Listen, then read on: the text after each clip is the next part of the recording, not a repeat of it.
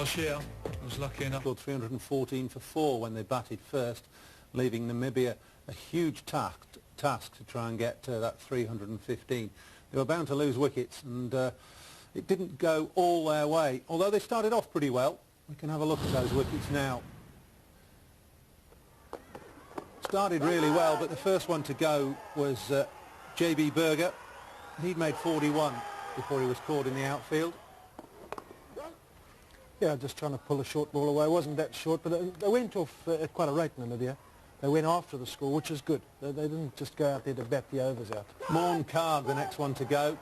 Another sky cover drive. Good catch, that, by the substitute. Yeah, just went across it a bit, trying to hit it down the ground, didn't he? Good bit of a top edge. Good catch. Wickets again for Tindalota. Danny Coulter next to go, just giving himself a bit of room. Yeah, they were going pretty well. Again, good run rate at this stage. Good, decent score. Trying a bit much. They were up licking 9 and over. 209 for 3 at that stage, and then Gavin Murgatroyd, the next to go. Another skied effort. He'd made 50.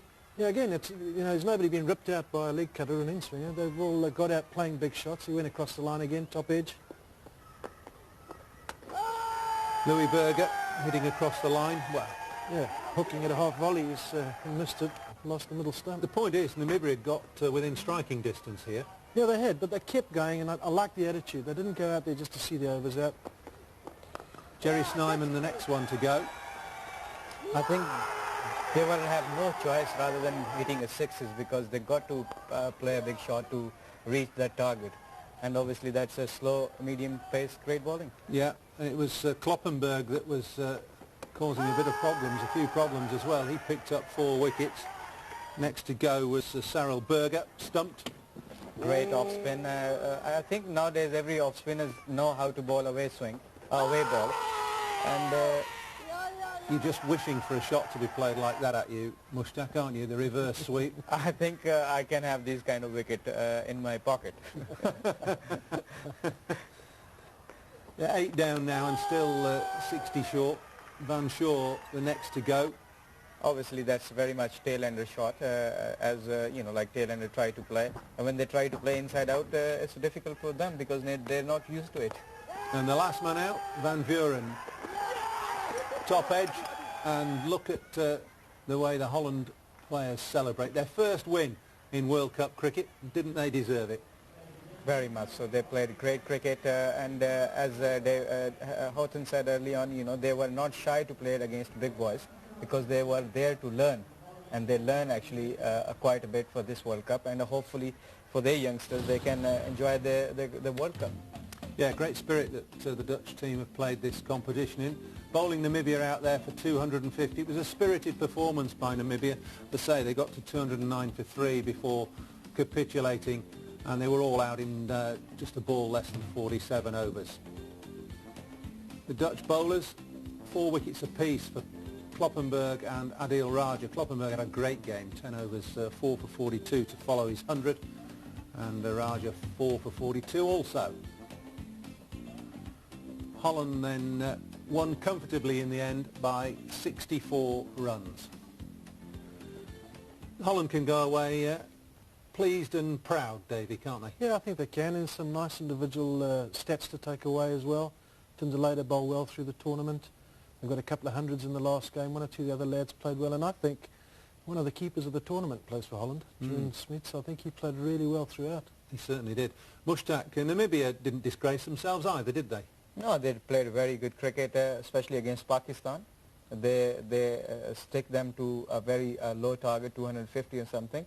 I think, as we discussed, these small teams actually did very well, rather than obviously one of them, like test status got Bangladesh, they didn't do well.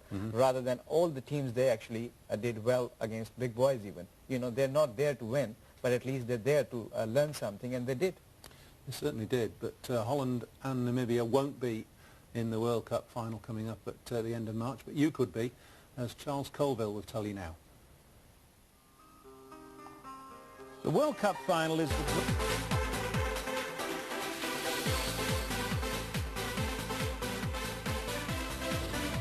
So Zimbabwe play Pakistan in Pool A tomorrow at 7 a.m. on Sky Sports 3. That game has a huge bearing on England's progress in this World Cup. If Pakistan win, then England have a chance of going through to the Super Sixes. You can also see Kenya playing the West Indies. Kenya, of course, have already qualified for the Super Sixes. Well, it's my thanks to both guests, Davy Houghton and Mushtaq Ahmed. Thanks, fellas. We'll see more of you over the next 3 weeks, I'm sure of that. Well, it's been a dramatic day here at the World Cup. South Africa, the hosts, are out. England are still in by the skin of their teeth. We'll see you soon.